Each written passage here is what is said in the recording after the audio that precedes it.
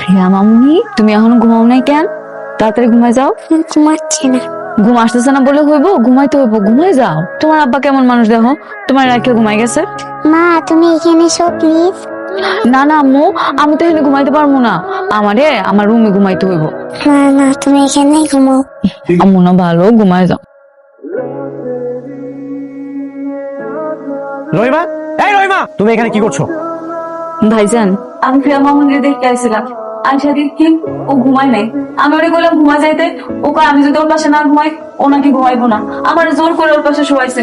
আমি ওরে ঘুম বাড়িতে গিয়ে কখন যে এখানে ঘুমাচ্ছি নিজেও জানি না।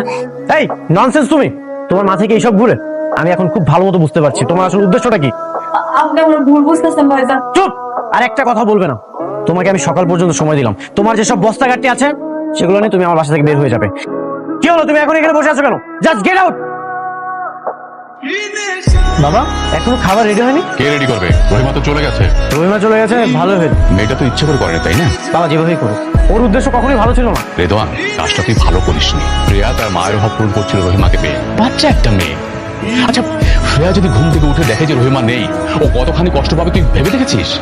বাবা, রুহি মারা গেছে প্রায় 1.5 বছর হয়েছে। এই 1.5 বছর ফ্রেয়া কিন্তু একাই ছিল। এই কয়েক মাসে রুহিমা এমন কিছু হয়ে যায়নি যে ফ্রেয়া ওকে ছাড়া থাকতে পারবে না।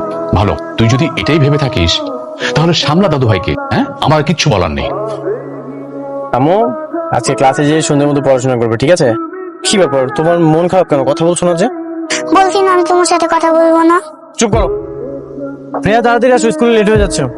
ফ্রেয়া তাড়াতাড়ি চলো, স্কুলে লেট হয়ে যাচ্ছে। আম্মু, তোমার বাবার অফিসে তোমার কেমন লাগছে? আমি সরি, আমি একটু কাজে ব্যস্ত। কি ব্যাপার, তুমি এখনো চিপস ললিপপ কিছুই তো খাওনি? এগুলো না তোমার ফেভারিট। আম্মু কি হয়েছে, তোমার কি মন খারাপ? আমার মামুনিকে আনিয়ে দাও। মামুনি মানে? ও তোমার মামুনি না, ও কখনোই আসবে না। না, মামুনিকে ছাড়া আমি থাকতে পারি না।